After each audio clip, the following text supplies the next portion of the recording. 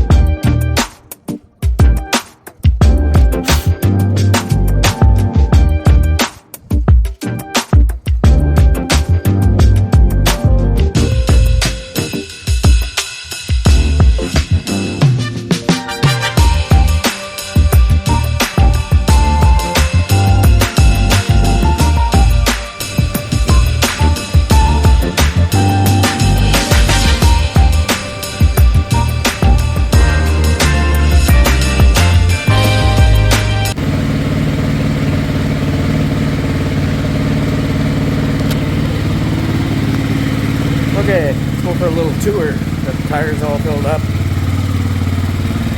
Filled her up with coolant.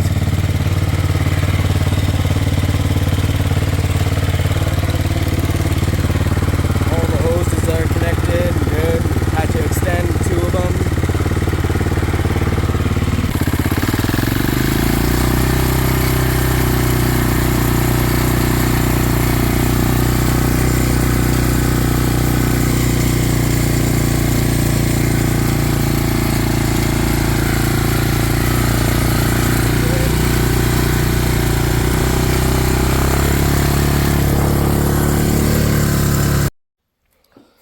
So, we got the rad moved up to behind the bumper and the grill there. Had some problems with it overheating because I couldn't bleed it very well. But we ended up getting her going. Seems to be running really good now. Did an oil change. And took a link out of this front chain right here. And now our fuel tank's got a little leak, but won't be able to deal with that until for another couple weeks. And yeah, for all the viewers, none of this was bought this way.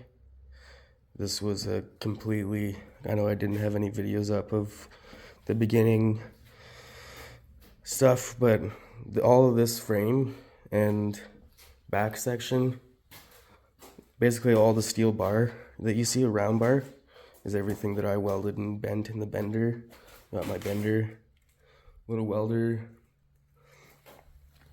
and the seats from Go Power Sports. The fuel tank is from Amazon, and this engine and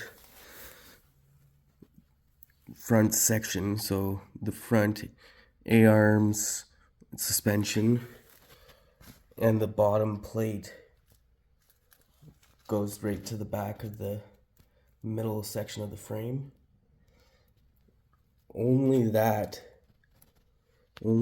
part with, well, obviously the engine, but only that part of the frame and everything is actually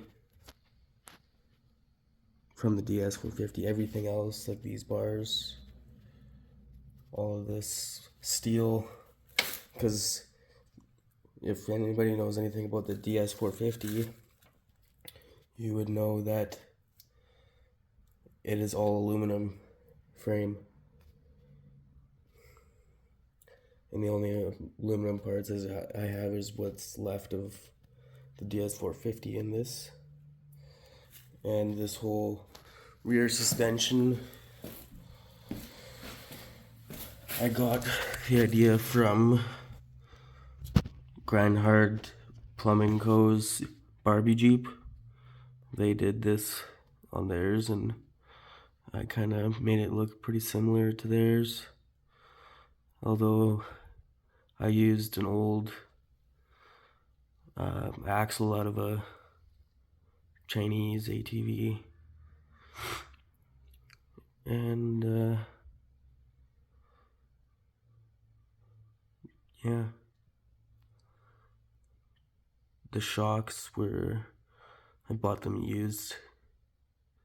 They look like just some Amazon cheapies, but work pretty good. The rims and tires and hubs were from the DS450. And then I put these bearings in there, made a bracket for the brake bearing, pillow block bearing, and the 2 bearings on the jack shaft.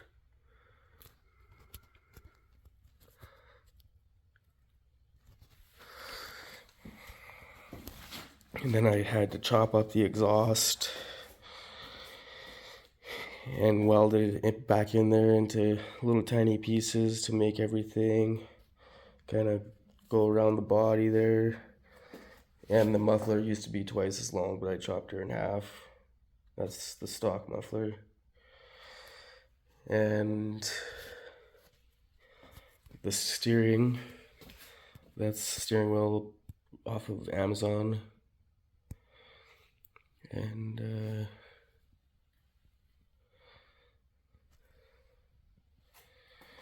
yeah, and so, and then we did the exhaust wrap to keep the heat off of the body. Seems to be working okay as long as the hood doesn't fly up. Had that happen. The hood opened up while I was ripping down the road and stuck to the exhaust and melted, but I have to figure out a way to keep the hood down.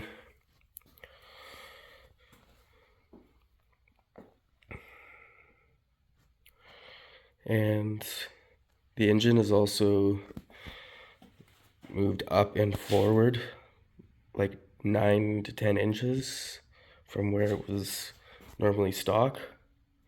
So the head and the jug of the engine is in between the shock towers. I wanted to make it as close to front engine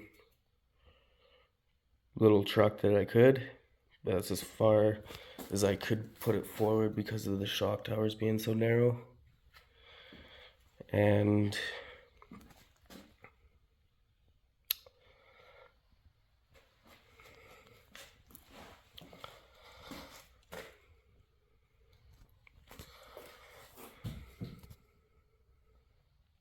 oh yeah, we put a new fuel filter on, a little bit bigger.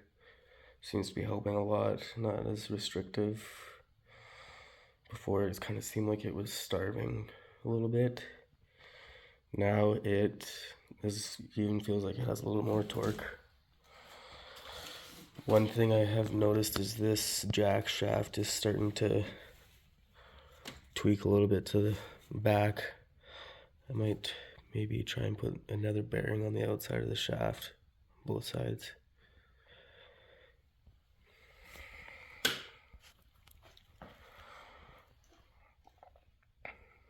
Just pulled it outside to see how it was running with the rad after I finally got the cooling system all bled, which took forever. It was a pain.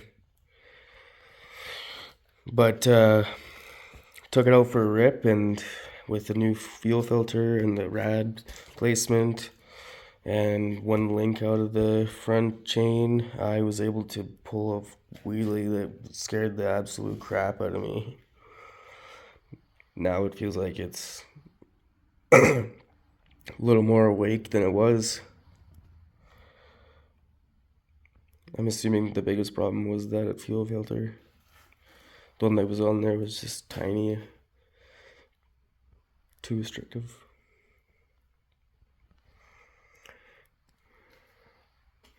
And I also put the MAF sensor closer to where the air filter is so it gets a better reading. I think that could have made a difference too. And the oil change, obviously. But it's definitely got more balls for sure. Hopefully when I get back from work in 2 weeks, we can take this out west for a real rip. Show you guys some good footage of that.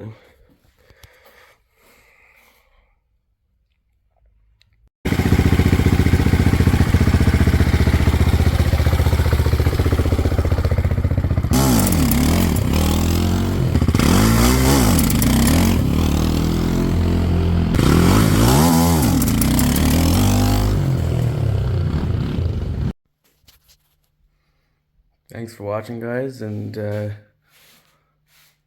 hopefully you guys are enjoying the build so far. If there's anything you guys want to see, anything you want to know about it, leave a comment, tell your friends, subscribe, like, and also there's a little of a sneak peek of the next project. So definitely more content coming your way.